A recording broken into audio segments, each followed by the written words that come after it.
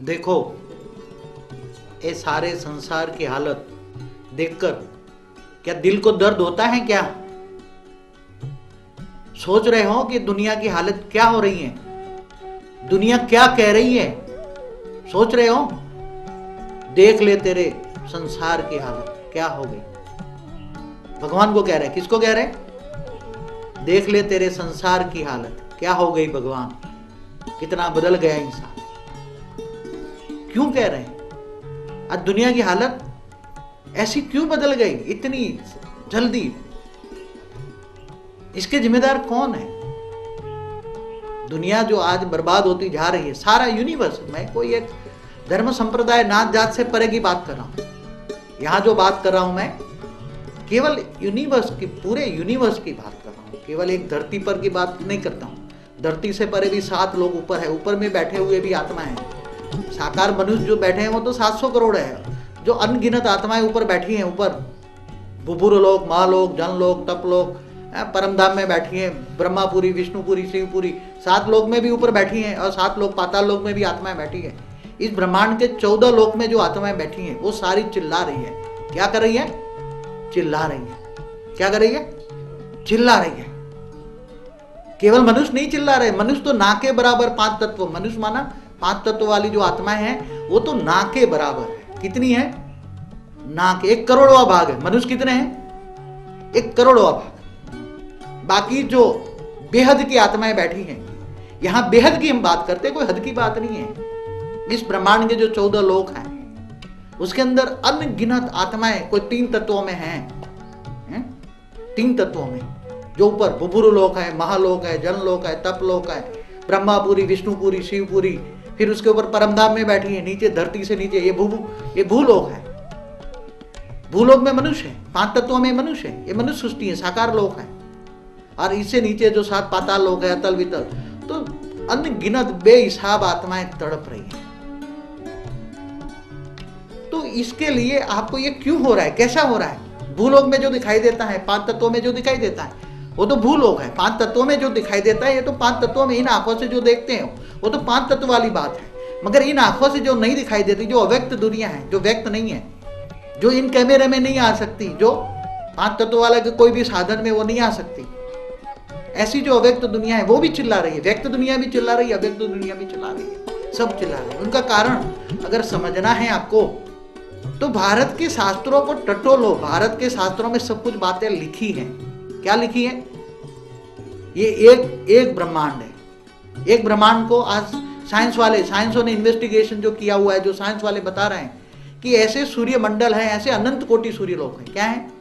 अनंत कोटि सूर्यलोक है। तो भारत के शास्त्रों में एक ब्रह्मांड का रचयिता शिव ने ब्रह्मा विष्णु शंकर की रचना की। ब्रह्मा द्वारा सर्जन, विष्णु द्वारा पालना और शंकर द्वारा विनाश। तो अभी जो कौन सा समय माना काल चक्र, काल माना समय। आपको काल चक्र समझना पड़ेगा, महाकाल चक्र। आपको महाकाल चक्र समझना पड़ेगा। क्या समझना पड़ेगा? महाकाल चक्र। काल माना समय, काल माना गति, काल माना पावर। काल के कितने मतलब है? काल माना गति, काल माना समय और काल माना पावर। तीनों चीज को आपको समझना पड़ेगा। और जब 3 चीज समझ में आएगी तो काल और महाकाल का अंतर क्या है? तो जैसे एक ब्रह्मांड है, एक ब्रह्मांड का रचयिता शिव है, एक ब्रह्मांड का रचयिता शिव है, ऐसे अनंत कोटि ब्रह्मांड है। अनंत कोटि ब्रह्मांड का शिव का रचयिता भी, शिव को एक परम आत्मा कहते हैं। क्या कहते हैं? शिव को परम आत्मा कहते हैं। आत्माओं का रचयिता परमात्मा। तो इस ब्रह्मांड का रचयिता परम आत्मा है। क्या है? इस ब्रह्मांड का रचयिता शिव कौन है? परम आत्मा है। क्या है? परम आत्मा। परम आत्माओं का रचयिता परम पिता है, सुप्रीम फादर है वो, जिनको पर ब्रह्म कहते हैं। पावर में से परम आत्माएं निकली। क्या? पावर में से परम आत्माएं निकली, और परम आत्माएं माना शिव ने ऐसे अनंत कोटि ब्रह्मांड बनाए। तो परम आत्मा अनंत कोटि ब्रह्मांड है, अनंत कोटि सूर्यलोक है। तो अनंत कोटि जब ब्रह्मांड बनते हैं, अनंत कोटि शिव बनते हैं, तो शिव का भी रचयिता महाशिव है। इसलिए हम महाशिवरात्रि मनाते हैं। क्या? महाशिव, महाविष्णु, महाब्रह्मा, इन सब का राज समझना पड़ेगा आपको। अनंत कोटि ब्रह्मांडों की उत्पत्ति कैसे हुई? परम आत्मा भी, शिव की भी रचना कैसे हुई? शिव और परब्रह्म अलग चीज है।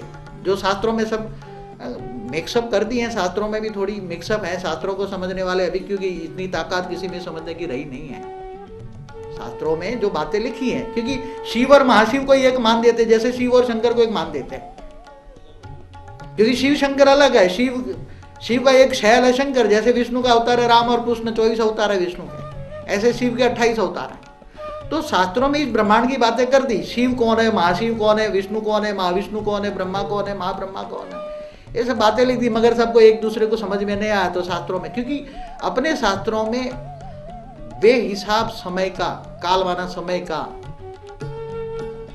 हिस्ट्री, समय की हिस्ट्री लिखी हुई है।